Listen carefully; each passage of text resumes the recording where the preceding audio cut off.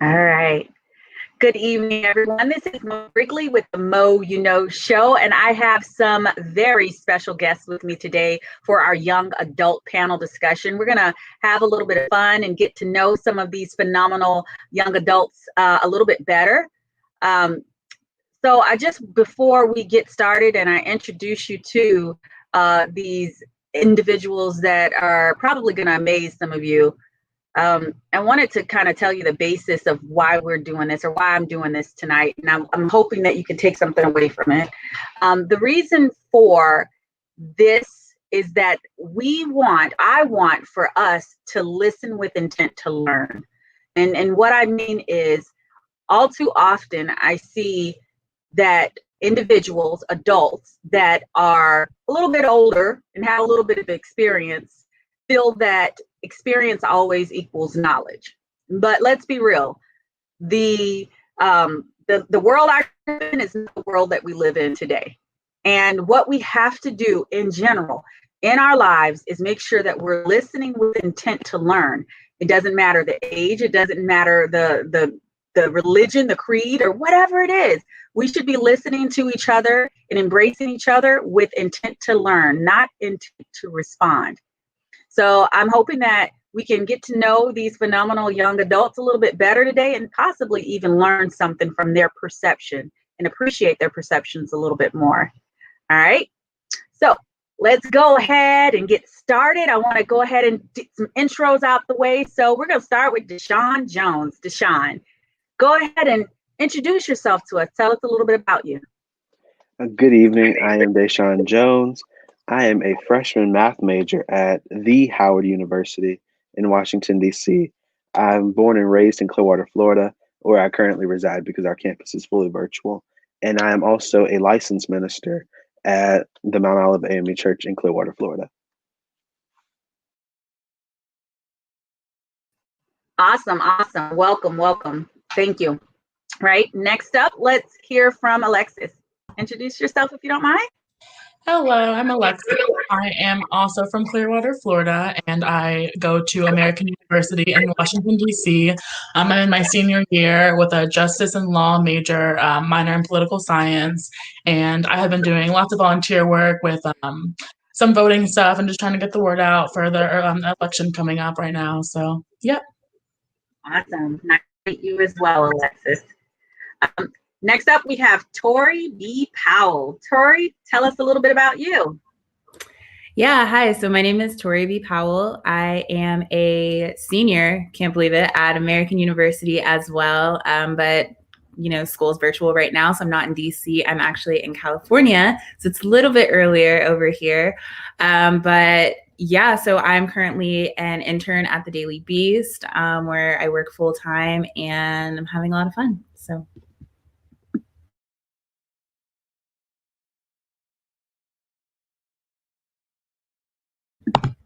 Oh, I think you're muted. You're muted.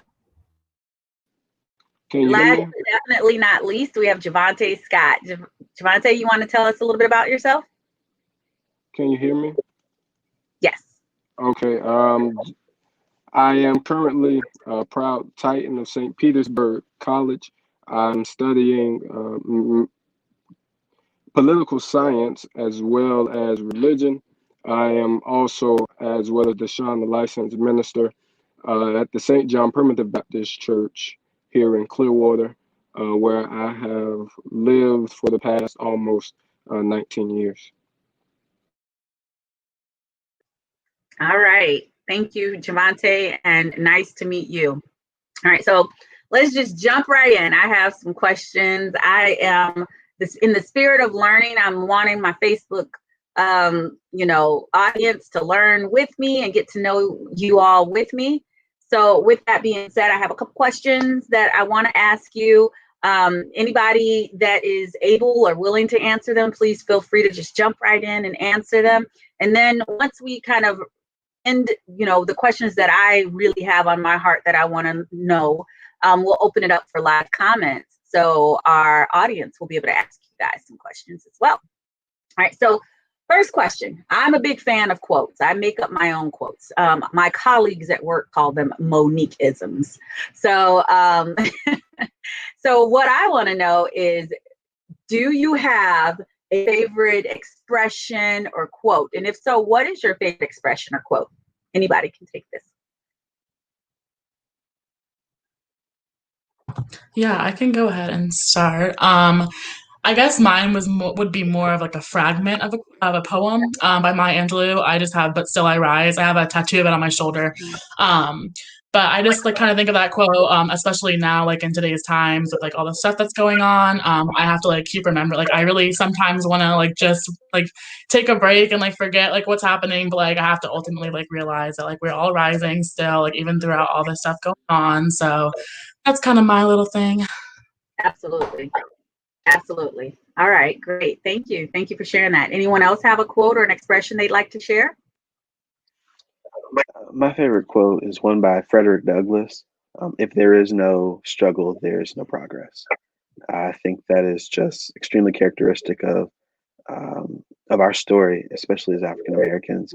Just the constant struggle that it's been, especially in America, to make progress, and the little bit of progress that we've made, it has definitely been a struggle, and we are still in the struggle today. Oh, that's powerful. Thank you. Thank you for sharing that. All right, next up we have Tori. Tori, share. Do you have one, or if you don't, that's fine. Yeah. I thought I saw you. So I have a quote by Audre Lorde, and her quote is, "If I didn't define myself for myself, then I would be crunched into other people's fantasies of me, for me, and eaten alive." And I think it's incredibly important as a young woman, as a young Black woman. You have so many things coming at you, telling you who to be, what to like, what to listen to, who to, dress like. And so it's really important to take things into your own hands and say, hey, maybe I am something more, maybe I am this, and really taking things into your own hands and defining things for yourself. I love that. That's a very powerful one. Those are really good quotes. Thank you for sharing that. Javante is going to join us back. He just sent me a text. We're having just a couple of technical difficulties, but while we're waiting on him, I guess I can share my favorite quote. Or saying or expression. So one of my favorite sayings is, leave people, places, and things better than you found them. It's just that simple. So that goes from if someone's having a bad day, try to say something to cheer them up. Even something as simple as a smile or speaking to them could go such a long way. So that's the part of leaving people better. And it can be as expansive as mentoring or just helping people out. Places, a lot of times you see litter on the ground, or, someone may have made a mess and you didn't make that mess. Clean it up. It takes 2 seconds. So that's part of that, you just leave places better than you found them, build up and in things. So my point is, leave your mark. And make sure that mark is a positive mark. All right. All right. So next up, I am curious, do any of you have any special talents, any hidden talents? I feel like I don't currently have a special hidden talent, but I used to play like the bass clarinet in middle school. So like I feel like that might be hidden. Probably don't know about me. So there you go. That's really good. I like that. All right. Thank you. Thank you for sharing that. Any other hidden talent, or anyone else? Alexis, that's a hidden talent. I've known you for a few years and I did not know that. So, but a hidden talent, I guess, of mine, I don't know if it's a talent, but I'm really flexible. I can pop down, do the splits, I'm really flexible for no reason. Oh, one of those human contortionists that can just put yourself in a knot and everything. Are you serious? Oh, that's got to be an amazing feat. Well, try to keep it. You have to use it or you lose it. I will tell you that. I'm here from experience. I can barely bend over to tie up my shoes at this point, and I was pretty flexible in my day, as they say. So yeah. All right. Anything else? Anybody else? I don't think I have any hidden talents, but I definitely have a hidden passion, which is musical theater. Oh, really? and the performing arts. Yeah. Okay. That's interesting. That's awesome. Yeah, I think that's really a cool area to explore. Have you seen that one show Hamilton yet? Yes. Did you like? Very big fan of Hamilton. You are? Okay. Awesome. Yeah. Awesome. Hey, so Alexis, Connie's saying that you got volleyball, softball, organizing. Your family's calling you out, girlfriend. Yeah, my grandma's hyping me up right now. Yeah, you got to be your biggest advocate, right? So put it out there, or nobody else will, right? Except for grandma. All right, so moving right along, I have a couple of questions, and we're going to keep this as light as possible. Again, I'm just trying to get to know you guys and get to know your perceptions a little bit better. But, it's been over 20 years since I was in high school. But I think back to, when I was in high school, and I'm like, well, if I'd learned this, this, and this, how much different life would have been, Like, how do they not teach you, X, Y, and Z? So I'm just curious, is there a subject or a lesson that is not taught in high school today that you wish you were taught and that you feel should be a part of curriculum in the future? If so, why?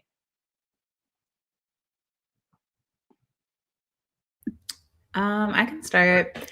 So recently I'm taking a class called Weston Crisis right now, and it's my senior year in college, and we are learning about the Tulsa Massacre. And I kind of stopped and I was like, this is the first time I've ever formally been taught this before. And I think it's particularly important because in high school, we don't get to learn about Black happiness and Black people doing well. And, Tulsa, Ohio, it was this community of Black people doing well, and I think it's a really interesting conversation of respectability politics. You can be doing every single thing right and still be massacred, And so I think Black joy, Black victory, and the good things and happiness that Black people have done is incredibly important. And it was something that I wasn't taught. And I mean, of course, the painful history of slavery needs to be taught in high school as well. But I think that that's the only thing that we do focus on. And we forget that Black people are not a monolith and that we did come from greatness and we still are great. Wow, that was powerful. Thank you for sharing that. Absolutely. Anyone else have any ideas or thoughts around that topic?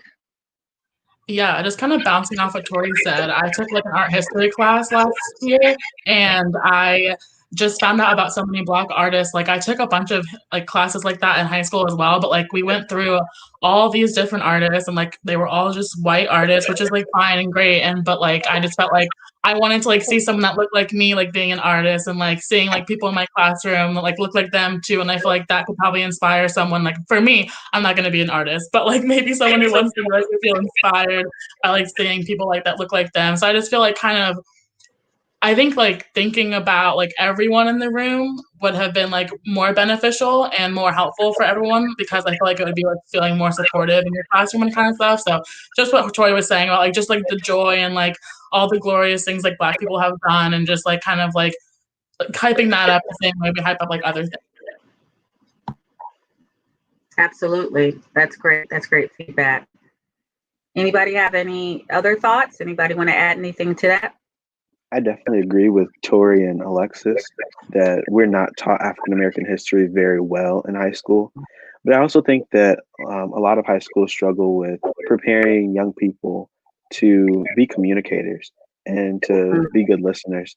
So I'm in a speech class in my freshman year, and we really focused on, how we communicate with people, how we express our thoughts, our feelings, and also how to hear and listen to people.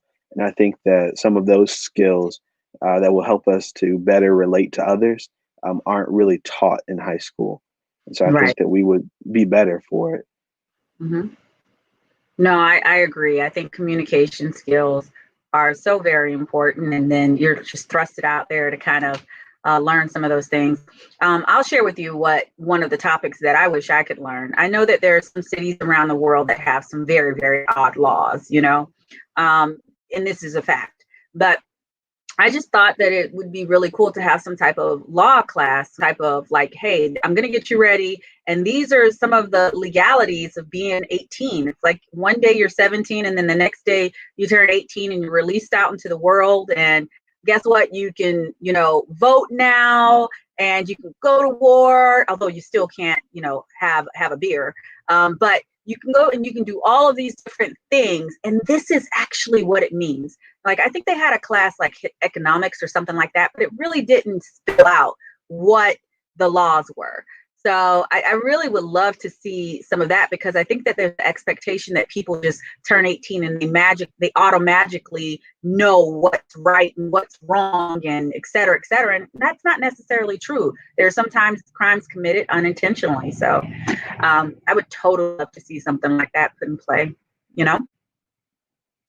All right. So if you had a time machine, and it was yours and you could do whatever you want, I'm curious, would you go to the future or would you go to the past, and why? Why would you go to the future or the past?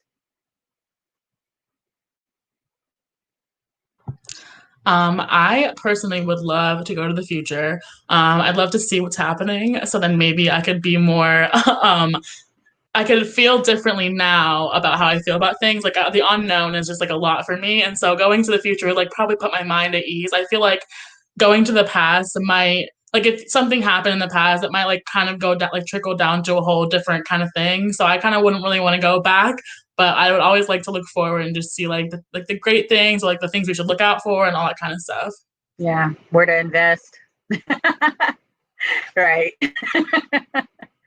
Yeah, the unknown can be so, to me, the unknown can be such a huge, like, almost cloud that's hanging over your head, and it's like, I know it's gonna rain, but I'm just not sure when. So kind of being able to clear that up a little bit could make it a little bit easier to roll through life, right? All right, anybody else have any feedback on that question? And Javante, the question was, if you had a time machine, your time machine, you can do whatever you want with the time machine. Would you go to the future or the past, and why? I think I would. I wouldn't go to the past, because I've always believed for a long period of time I used to regret the past, some things about it. I used to say I regret this or that, but what I've come to learn is that the past is what has gotten me to where I am now. And so while there may be things that I wish didn't happen or did happen a certain way or differently, I'm grateful for the past because of where it's gotten me today. But I would go to the future just to get an inside scoop of what it would look like. Yeah. Okay. All right. That's good feedback. Awesome. Anybody else have any thoughts on that question? I've always been a very detail-oriented person. And I know that the history that we are taught lacks a lot of specific details. And so I would definitely like to go to the past just to see more in depth how things, happened and why we are where we are today. Yeah. Yeah, as my uncle would say, history is his story. So it's nothing like being able to kind of see that a little bit for yourself and interpret. And, they say also that history repeats itself. So if you were able to go back and look at some of those events and see firsthand what happened and really what was going on, you could potentially be able to prevent and learn from those mistakes or learn from those events. So good perspective. All right. Tori, did you have something? Yeah, so this question, it makes me think of that Disney movie called Enchanted, where she's like a princess in this cartoon movie, and then she goes to like the real world and she's just so confused. But my answer, I just want to bring that up. My answer, though, I would definitely want to go to the past. And I say this because, so a year ago, I was studying abroad and I was traveling Europe by myself at 20 years old. And with the things and the lessons that I learned from going abroad, I wish I could do it all over again. And I would be a much happier person and I would have taught myself even more lessons. But you guys bring up good points, because the past, there are certain events that bring us to this place. But, inside, I'm just like, I wish all the knowledge and the wisdom that I've learned through these experiences, I wish I could just, go back and redo them. Yeah. No, I completely understand that. That's good. That's a good perception. I love that. Thank you. All right. So the next question that I wanted to kind of pose to you guys is, I wanted to kind of understand what you all think about some of the challenges that you think that our next generation will face?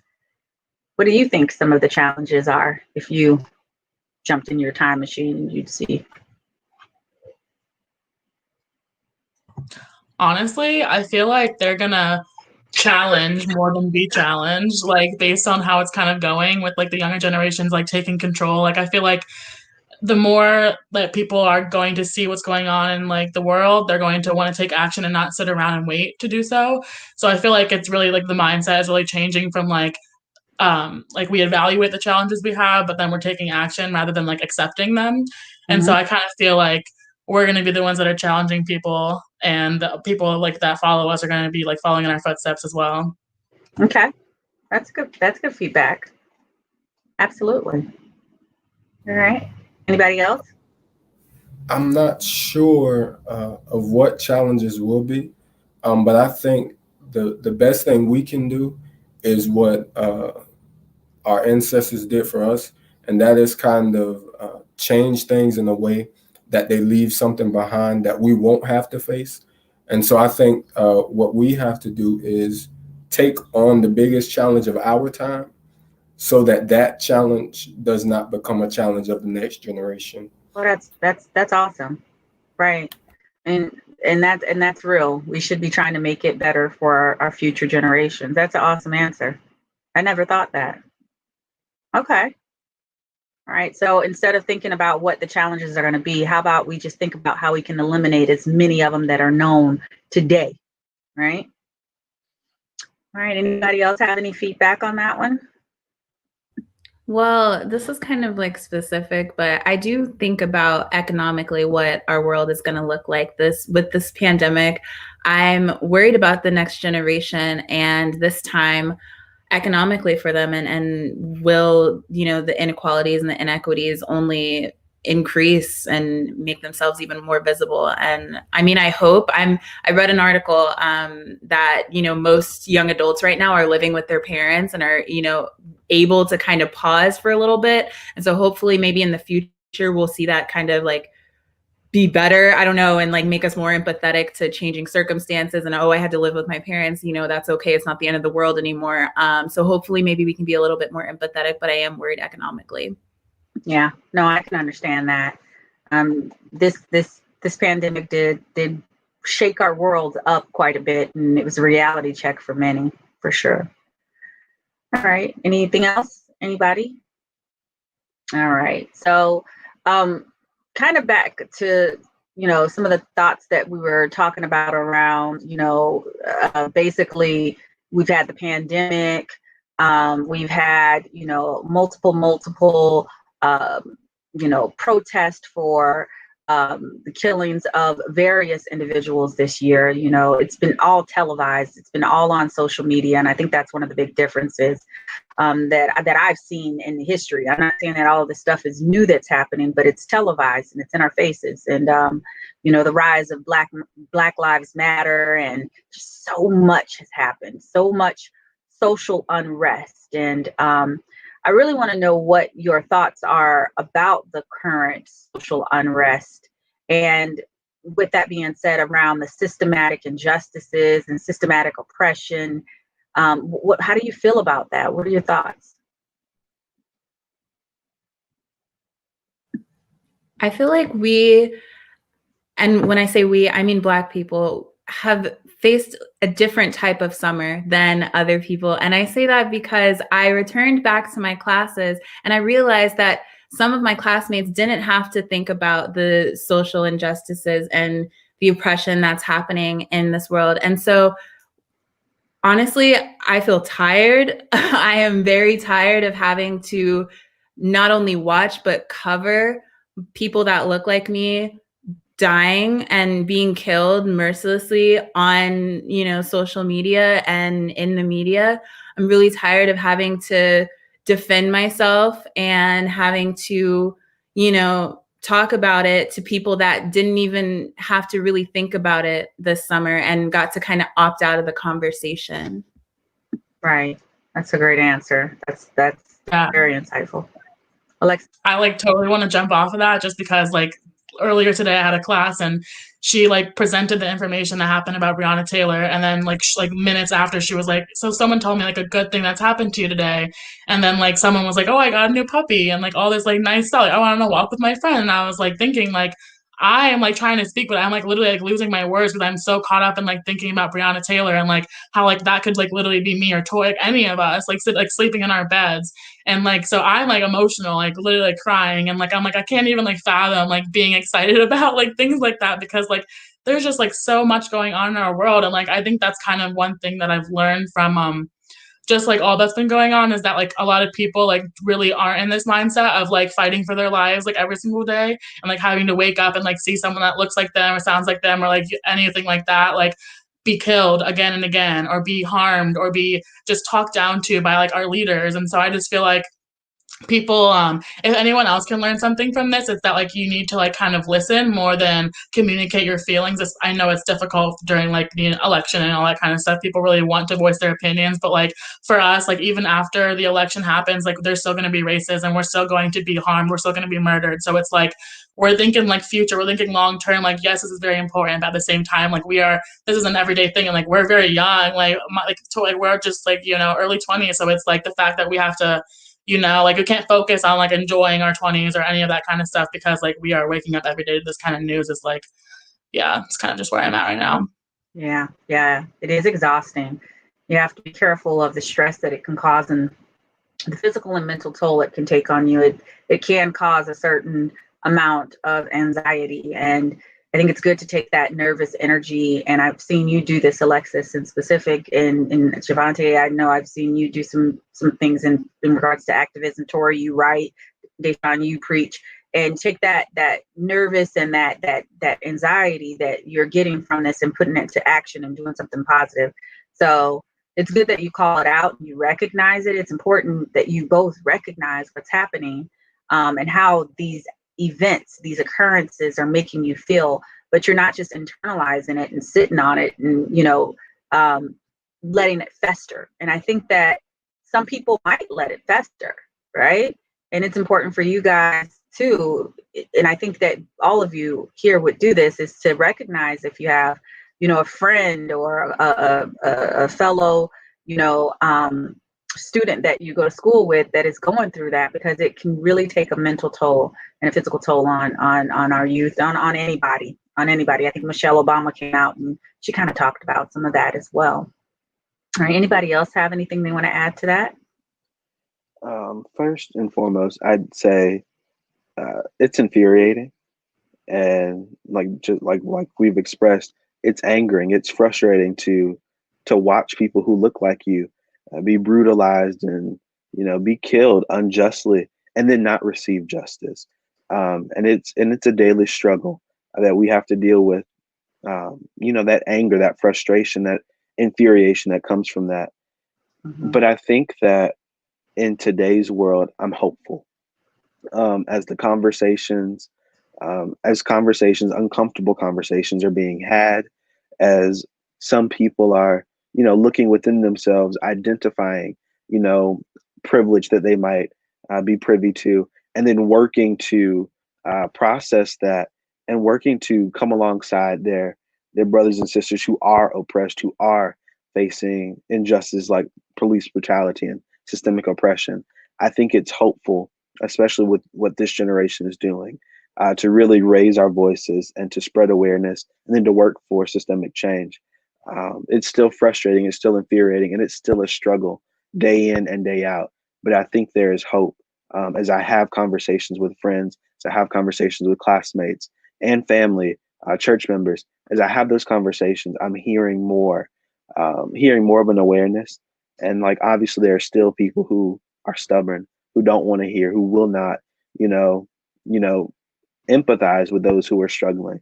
But I think it's hopeful to see those who have, you know, tapped into that privilege and are realizing that there is something they can do to help their brothers and sisters who are, you know, going through systemic racism and oppression. Right. Thank you for sharing that. Powerful.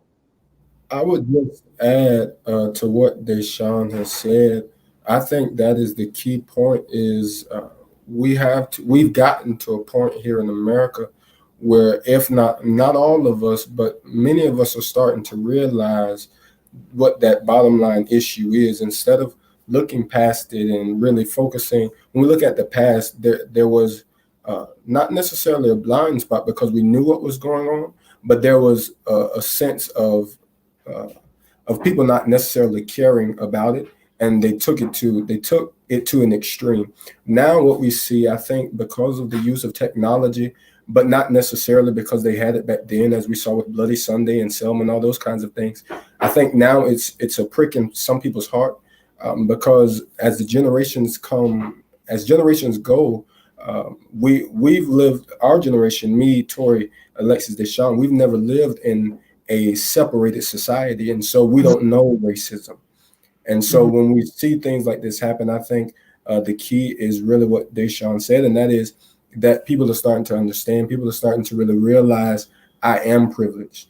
And whatever that privilege is, and I heard somebody say there are all sorts of privileges in America. There's a privilege in religion, there's privilege as well as far as ethnicity goes. There's privilege, all sorts of privileges, but there's one specific one that is dominant in this culture of America. And so as people start to realize that, and what our generation would probably say, as people start to become woke, we start to realize who we are and what we have been privileged with the society based on who we are. I think that is the key. Once more people come to realize that, then I think things will change. But it won't be anytime soon. But as Deshawn said, I am hopeful and optimistic at what we've seen with this past Black Lives Matter movement, as people, brothers and sisters of all shades, colors, and ethnicities have come together. When George Floyd passed away, that went worldwide. And so it is good to see, and it's hopeful to see other countries understanding where we feel, other countries fighting for what some folk in America aren't even fighting for. So I am optimistic and hopeful that this too shall pass sooner or later. Yeah, absolutely. Well said. I appreciate that. I think that all of you all hit it right on the head and had some very valid points. And it's something that it hits home. You said it very clearly. Someone said that we didn't experience this. We didn't grow up in it in a society where there was such a big divide, and now there's this huge divide. And these injustices and these privileges are just blatant. They're staring at us. And so I think that it's important that you guys, like I said, recognize it, and you talk about it, and you listen, and you speak with intent for others to listen and understand your perceptions, and what's right and what's wrong, and how it has downstream impacts. So and I think that that's really a tell on who you all are, some of your answers, and it's really inspiring. But what I'd also say is that I feel like everybody in this live video, the five of us, are all kind of like can-do type people. There's a certain type of person that'll come up to a problem and look the problem in the face and walk away and say, I can't. And then there's a certain type of person that'll come up to that same problem, and they might not say, I can just take this problem down all at once and beat it.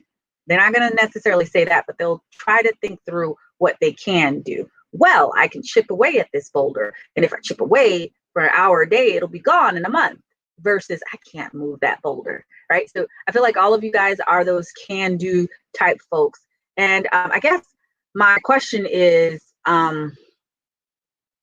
if you could do one thing, what would you do to make the world a better place from a can-do type attitude and approach? I think that I would just really emphasize making people more understanding and empathetic towards others.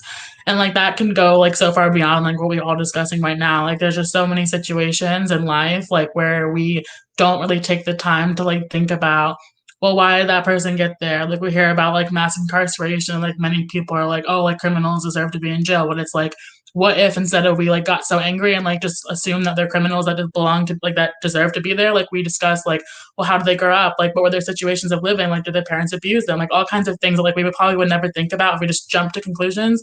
So I feel that's like what everyone was saying, whereas like we are like really growing, people are understanding their privilege and understanding like all these kinds of things. And like for me, like I have made so many connections just being here for the past like 6 months with people who I never even like talked to or knew before, just from like the mutual understanding of like trying to enforce change for everybody. And so it's like made me like really like hopeful that people can and like are really really willing to understand other perspectives right now. And so I think that's kind of like that should be everyone's first step, is like, okay, before I react, like how, like what, why do we think that we have gotten to this point before I can attempt to even respond or react to like what is going on. Good point. Good. Thank you. Thank you for that feedback. Very, very good point. Anybody else have anything that they'd like to add? Yeah. So earlier, Deshawn was talking about how, better communication basically should be taught in schools. And I think that's really important for making the world a better place. And I saw a tweet on Twitter once, I was just scrolling, and somebody was like, I think the world would just stop if like everyone could realize that you can be right at the same time. You could be wrong at the same time. And it's not the end of the world to do that. And that's stuck with me because I think in so many conversations, and myself included, sometimes I get so defensive and I have to unpack that. And it's like, you know what, we could both be right and that's fine. We can both be wrong and that's fine, And so letting our defenses down, becoming better communicators, and recognizing that not everything is a fight or a direct attack at somebody. Sometimes things are really just conversations. Yeah, absolutely. Absolutely. Thank you. Thank you for that feedback. Great insight. Anybody else have any insight or feedback on that question? Okay. I think that one of the ways that we make the world a better place is really by wrapping our arms around younger generations. I have been working as a teacher's assistant since I've been stuck at home, and the conversations that I have with kids and the interaction that I have with some of them, I think it's very special. Some of the connections that I've formed with them, and when I look at them, I see the future. And so I think that one of the ways that we make the world a better place is by educating those who are coming up after us, and also by offering them some of the things that maybe we didn't have while we were growing up. The ability to express themselves, the ability to tell their story, the ability to forge for themselves identity, to find who they are, to tap into who they are at younger ages than those of us who may be, 18, 19 in college, or even young adults, out in the real world, just now finding yourself, just now tapping into who you are as an individual. So I think, preparing young people, giving them love, accepting them, not forcing them to, fit a mold, or not forcing them to conform, just allowing them to be themselves, preparing them to make a change, even at younger ages than us. Absolutely. Thank you. Thank you for that. Thank you for sharing your thoughts. It's awesome. Anyone else have anything else they want to add to that? I would just say, I think what we have to do, it goes back to what I believe all three of you have said, is that we have to learn to, as Deshawn put it, accept each other for who we are. I think that we become more inclusive when I can be who I am, Deshawn can be who he is, Alexis, Tori can be who they are, and we can all sit here and have a conversation such as this, and then we can disagree, and we can agree all at the same time. We can think and want to do the same thing, make the world a better place, but have different ways of doing it. And then, so how do we put that all together? I think if we found a way to allow each person to be their authentic self, I be my authentic me, you be you, then that way we can move to make the world a better place. I feel as though for a long period of time, we've tried to make people to be in a certain box.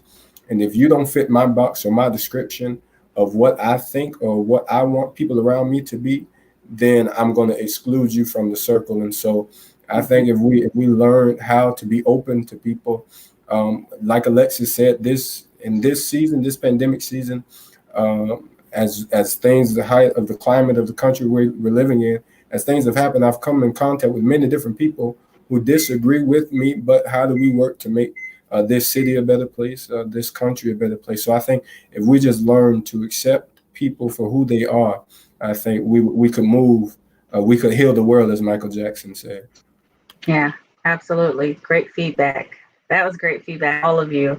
And I think that anybody who's watching this now and watches this in the future can learn something from what that feedback was that each and every one of you just gave.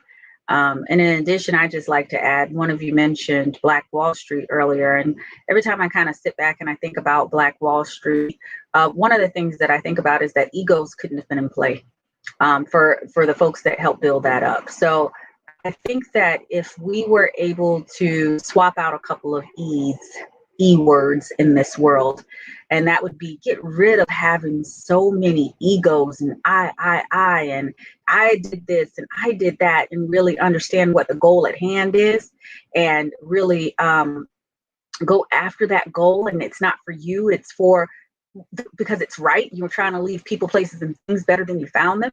That would go so far. And then the E that I would swap it for, the E word I would swap it for, is empathy, which goes along with what you guys were just saying. It's like we got to have empathy for each other.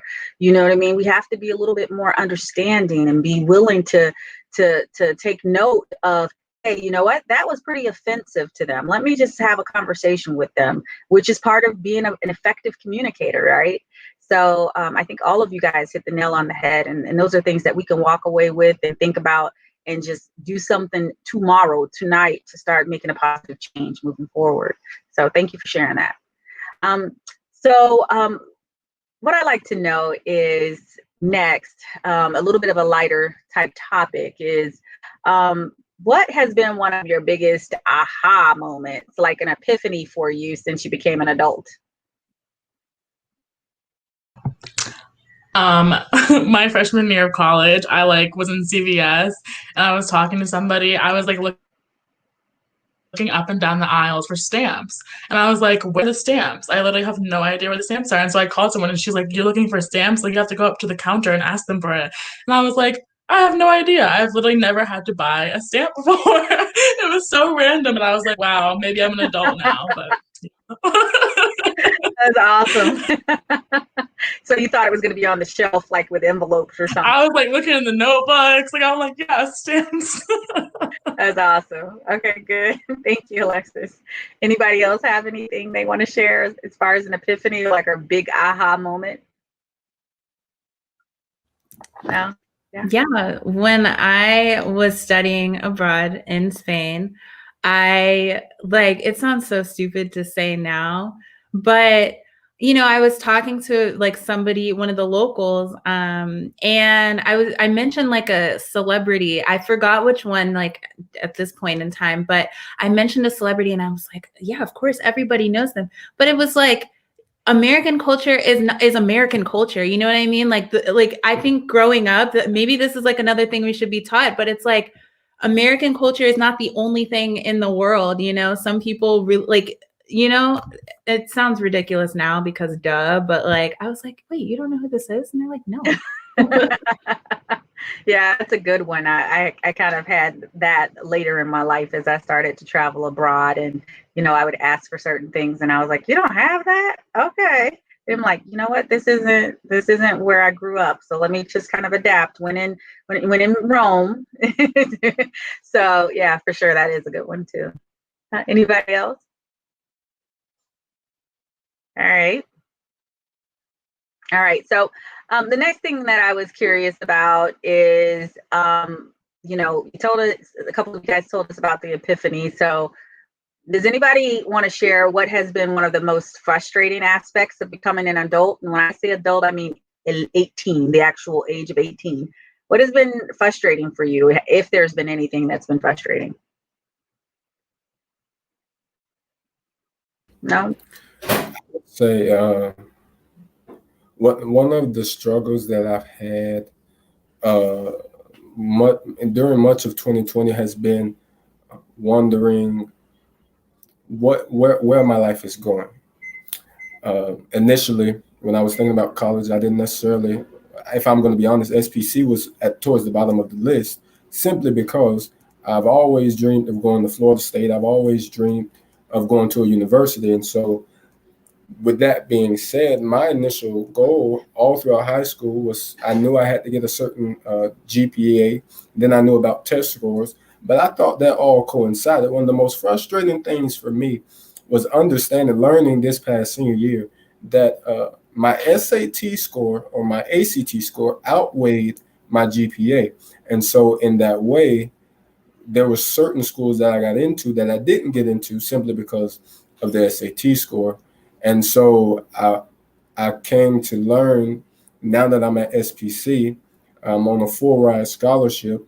After 2 years or a year and a half, if I have my AA, I'll be able to transfer to that university of which I've always wanted to go to. And so what I had to learn is that when sometimes in life, in order to get to where you want to be, God will take you places you don't want to go. And that has been one of the most frustrating things I've had to learn is how do I listen? Yeah. How do I just sit back and relax and just go with the flow? When to be still. That is so, that I still struggle with that. Like, when am I supposed to be still? So it's good that you've started to already, realize that, and that you realize that these aren't just like, it's not you sitting, why is this happening to me? You're not sitting here, feeling like you're a victim and et cetera, et cetera. You're like, you know what? I'm gonna be still. This is a door that's opening for a reason. And I really appreciate that you feel that way. That's awesome. That's awesome. And I can get that could be pretty frustrating that you go through all those years of school. You go through all those years of school, and then one day, a couple of hours is going to define your future as far as school is concerned, more so than those 4 years of school. That's insane. That's insane. Good insight. Thank you. Thank you for sharing that. Anybody else have anything they want to share? Yeah, I think that like as we grow up, like when we're kids, like our parents just kind of tell us like what's right and what's wrong. And like as children, we like, yes, we agree and like we'll listen to that.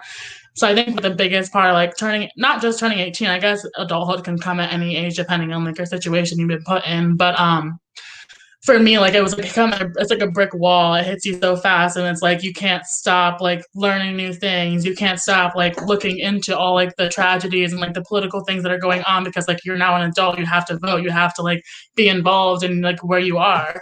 And so I think for me, it's like just like relearning almost. It's like you have to understand that like what you were taught to be right might not be right. What you were taught to be wrong might not be wrong.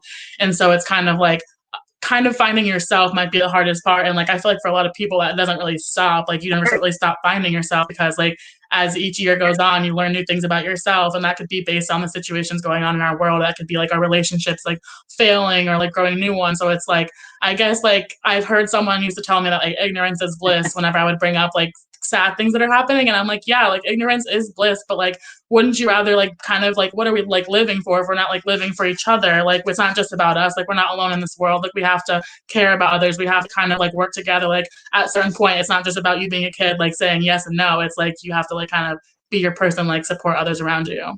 Absolutely. Absolutely. That's great. That's great feedback. I agree with you 100%. I say this often, and I say it loud. The only thing that I've found to be outside of family, consistent in my life is change, right? So I'm evolving every single day. I always have something to know, to learn, and always have a way that I need to grow. So Alexis, I think that that's amazing that you realize that. It might feel a little bit frustrating and etc., but that's the only thing that's constant is that change and that evolving that we have to go through. It's like, going through this beautiful, I was a caterpillar and now I'm a butterfly and then you're something else. It's just a continuous evolution of who you are. And it's going to be rough. All right. Good. Thank you. Anybody else have anything else they want to add? All right. So post becoming 18, what has been the best part? What has been your favorite part of being an adult? Anybody? I would say, go ahead. No, feel free. Okay, I'll go. So I think it's oh no, I'm so sorry. Zoom, right? But no, so it's kind of touching on what Alexis said. It is frustrating to come into yourself and to evolve, but it's also really cool to learn more about yourself. And then it's interesting, I wouldn't say like good or bad, to present that new self to your family and people that may have known you as a little kid, and you come home from college and you're like, I found out so many things about myself and I'm like really excited to share them with you. And so, yeah, it's been pretty cool. Yeah, that is pretty cool. That's awesome. Thank you. Anybody else want to share some of the really cool things post becoming that 18-year-old some years ago or recently? All right. Awesome. So I only have like one or two more questions that I want to ask. And then everyone that is watching, I'm going to open it up for a couple of live questions. So if you want to ask a couple of live questions, just go ahead and type them into the chat so that we can see them, into the comment section, I should say. So the next question I have is, if you could have lunch with one person that is either alive or has passed away, who would it be? I feel like there's a lot of important people that I could have a conversation with, like to learn things like that I might need to know about. But like anyone that knows me knows that I'm gonna pick Beyonce because I love Beyonce. And so like seriously today, whenever she was asked, my professor was asking about how like ways we can cope through things and like sad things can happen, like how do you get through it? And like for me, like I seriously go in the car and like I scream Beyonce like so loud songs. Like people like probably look at me like next to me and like, oh, she okay over there? But like seriously, I get it out and then like I go back home and I'm like, I feel so much better. Like, thank you, Beyonce.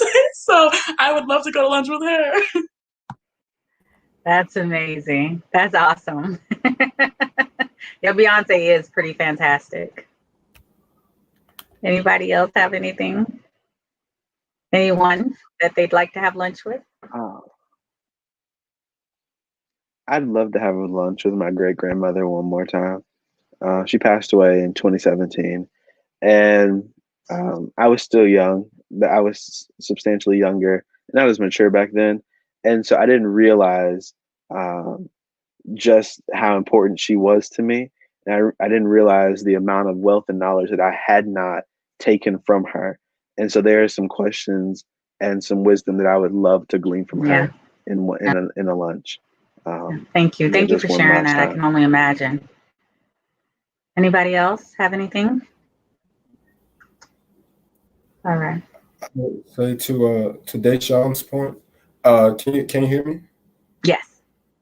Okay, I would say to Deshawn's point that it is a contrast between him and I in that situation. My great grandmother just turned 101 last month, and so last year, her 100th birthday, we went, and I understood, now being mature, as mature as I am, that there is much that I can learn from her.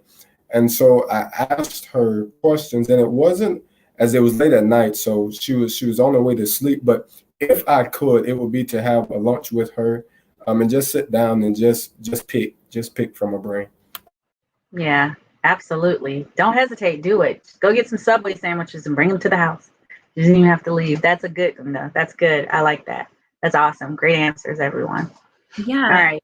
Oh, wait, could I add mine too? Absolutely, for sure. My great aunt is Wilma Rudolph, and she was the first Black woman in the Olympic Games to win 3 gold medals. And we're the same height, and that's the biggest thing that like really gets me. So she died before I was born, but I'm 5'11". I'm like 1 inch shy of 6 feet tall, and I have always been so insecure about it.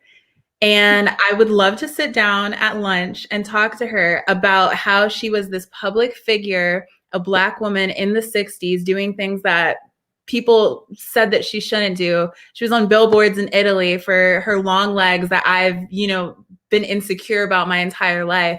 I want to talk to her, and just, I don't even know where I'd start, but yeah, I want to talk to her. That's amazing. That's awesome. Thank you for sharing that. Thank you. All right. So this is my last question that I really, really want to know about in regards to you all. And then, like I said, I'm going to open it up for comments on the live. But What are you most grateful for?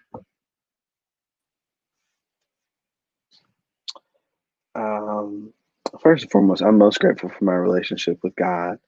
But apart from that, I am most grateful for the village and the community that have raised me. As I encounter more people, I realize that a lot of people don't have the support system that I've had. And so I am so grateful for every person who has had their hand on me, who has played a part in raising me and rearing me. And I couldn't be more Yeah, grateful for my that is support amazing. system That's a and great village. answer. I think we both have that same answer. My family and my support system, my village, from coworkers to old roommates to friends to my best friends. I can't tell you how important they are to me. Absolutely. Anybody else? Yeah, I feel like that might be a lot of ours, but definitely like I grew up like in Clearwater, Florida, like being like mixed and like only a mixed person in my entire family. Like my whole family is white, so it's like I didn't really like. I mean, I knew who I was, but like I didn't really get to see like other sides of myself that I kind of like wondered about. And so I think like going to college, like meeting Tori and like meeting like all my like friends, like Tori's so meeting all my friends, like it just like helps a lot. Like if you don't like know things like that, so it's like yeah. Yeah, that's awesome. That is something really cool to be grateful for, and thank you for sharing that insight, because a lot of like I don't think about it that way, how you would be grateful for that. So that's great insight. Great insight. Thank you. And then anyone else want to share what they're most grateful for? All right. I'm also grateful for Alexis. Aw, No, but virtual I'm hugs. yeah, no, I'm grateful for my friends, for all of the people that have accepted this evolution of me and allowed me to continue to grow and present that new growth to them with open arms and guidance and just acceptance and love. I'm so grateful for that. Awesome. Awesome. Thank you for sharing. Anything else? Anything else anyone wants to add? I would just add and basically everything that all of you have said. Uh, my relationship, my religion, first and foremost, but then this community, this Clearwater, North Greenwood area, the support system, as you all have mentioned. Mine, I've always had people in my corner.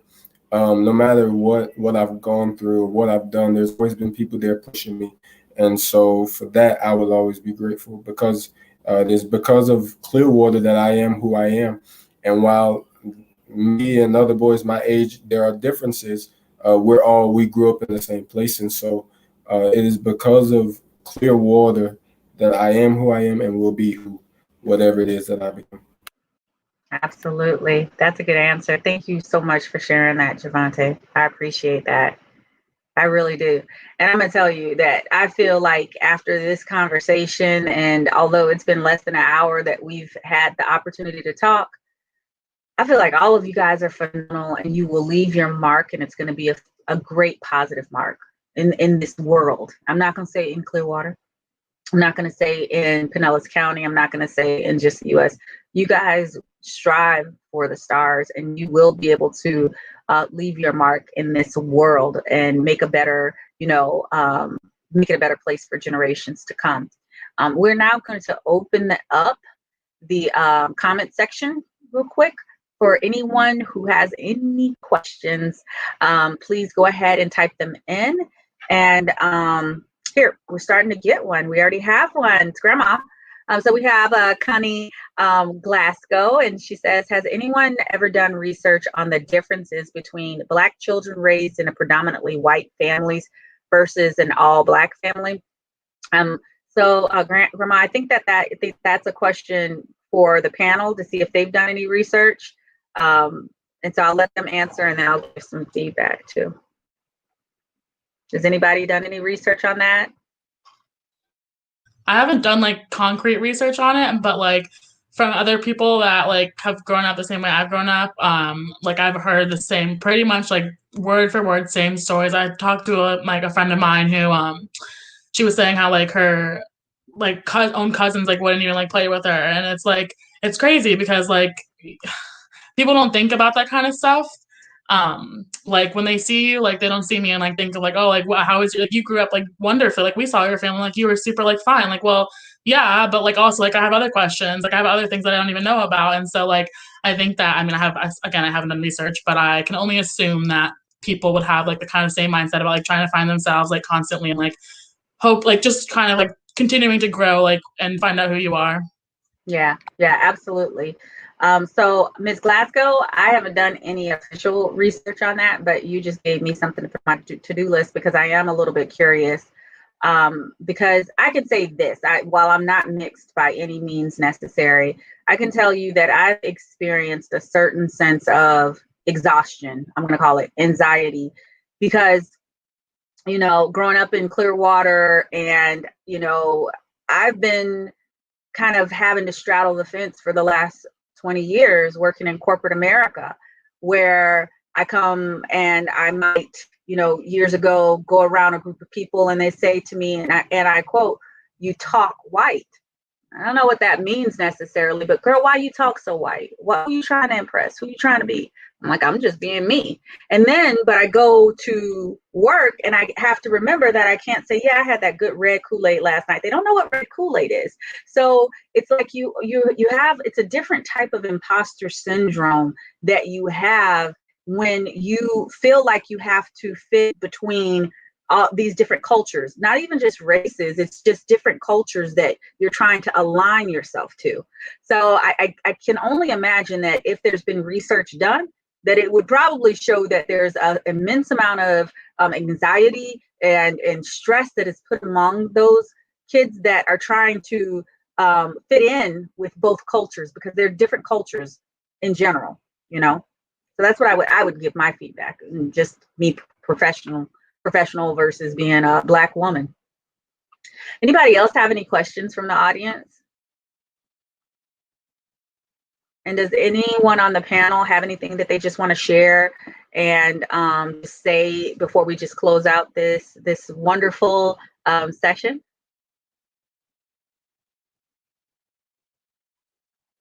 No? I guess I just want to pinpoint, like, we all have to remain positive. Like, I love you guys all so much. Like, I know, like, I just met, like, you two. I've known Tori for a couple of years now. But, like, I just think that I know, like, we're all feeling the same way. Like, things can be, like, super tough. And, like, especially to, like, hearing, like, updated news about Breonna Taylor and, like, just kind of, like, being reminded of who we are every single day. Like, I think we have to remember, like, stay strong. Like, I agree that I want to give up all the time just thinking about, like, how awful things are right now. But, like, we can't do it. Like, there's no point if we give up. So like we have to just keep going. Like, it might seem so hard, but I love you guys. Stay strong, and like we're in this together. And yeah, absolutely. Thank you for that. That was great feedback, great closing remarks. We do have a question. Ms. Glasgow wants to know, where do you guys see yourselves in the next 4 years? Where do you see yourself in 4 years? So it's pretty crazy because, I'll look back and I'll be like, a year ago I was doing this and it feels so long ago. So I can't even imagine 4 years, but in this day and age I have to. But so in 4 years, I see myself continuously telling stories through my work. I am technically a journalist, but I'm a storyteller. I like to talk to people and share their realities. So right now I'm working on a piece about construction workers having to watch construction workers in California of color having to watch a city that they contributed in building burn down, and what that's like. So I'm telling their stories, and they are being highlighted. Thank you. I'm excited about it. But in 4 years, I want to be doing exactly that. I want to be telling stories professionally and having people read them. Awesome. That's great. I make sure that you tag me or send me that story. I'm interested in reading, please. Anyone else have anything they want to share, or anyone would like to answer that question?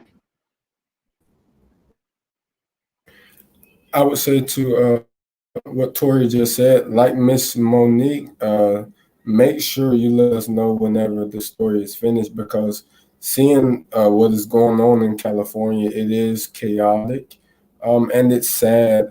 And when I see things like that, and it draws me to religion in a way that we have to learn that everything happens for a reason. And no matter how bad something may seem, we have to do as Alexis said, and we have to continue to hope. We have to continue to believe that a brighter day is going to come. Yeah. So when you do finish the story, Yeah. please. Absolutely. Thank you for sharing that, Devontae. I really appreciate that. And I agree, just got to keep telling the story for sure. Anybody else have any closing remarks want to answer the question? I was talking to a group that I was working with today. Just like I've been working with them for voting and stuff, and they were kind of like, "Well, like, what drew you to like kind of like wanting to like help us or work with us?" And I was like, the fact that like even after the like I said earlier, after the election, like things are still going to be the same, but like they were dedicated to like working like 365 days, like year round, like on improving things. So I kind of feel like everything, there's always going to be something we need to fight for. Like if there weren't things that we needed to fight for, then people like our government would be fine. Things wouldn't be a problem because like people thrive off of these issues that are happening because that furthers their political agenda or it furthers their like career and stuff like that. So I guess I will be 4 years later from now still fighting for like people's rights and like just people to like have their voices heard, because even if we are equal in 4 years, like there's always going to be someone that needs to have their voice heard and stuff like that. So I kind of want to commit to doing that for like the rest of my life, I'm sure. So yeah. Yeah, that's awesome. You're very passionate about what you do and you do it well. And I appreciate the value that you're adding. And I know you have a great, event that you're planning here locally. And I think that that's going to just be the beginning, not that it's the beginning of your story, but the beginning of something beautiful. And it's going to continue to grow. Alexis. Anybody else have anything they want to share? Or any questions? To the question, while I don't know for sure, in 4 years, I would hope to be in law school or in some area of public service. That's amazing. That's amazing. Good for you. Yeah, that was one of my dreams early on. I wanted to go to law school. And I wanted to be a judge. So I did. And I see that Miss Diane Dove says that Alexis needs to head into politics as well and fight for equity. I feel like we're going to see some big things from all of you all. I'm going to keep in touch with all of you. Deshaun, did you have something? In 4 years, I see myself graduating from college and headed towards grad school to be a math educator. Awesome. Math. Wow. That's amazing. That's amazing. Yep. And it's amazing that you already know that that's what you want to do and you want to execute on it. Got to have a can-do attitude when it comes to math. Absolutely. Well, I really appreciate you all taking the time to sit down and let me get to know you guys a little bit better and your perceptions and your thoughts, your insight, and let me learn from you and transfer some knowledge back to me. And letting me just, kind of pick your brains a little bit. And I hope this is not the last time that we will sit down together and have these types of conversations and talk about some of our goals, your goals, and how we move forward. Let's continue to collaboration. And I really, really appreciate all of your time. I appreciate everyone that took time out on this Wednesday to watch this and give comments and give feedback and support these phenomenal young adults in their story and owning their story and telling their story. So I appreciate you all viewing. And until next time, I want you all to remember perceptions is everything. Perceptions is someone's reality, although it's not your reality. So listen with intent to learn, not just intent to understand. And we must respect each other's opinions and wants, and don't have to like it, but respect it. And with that being said, good night, everyone. Thank you.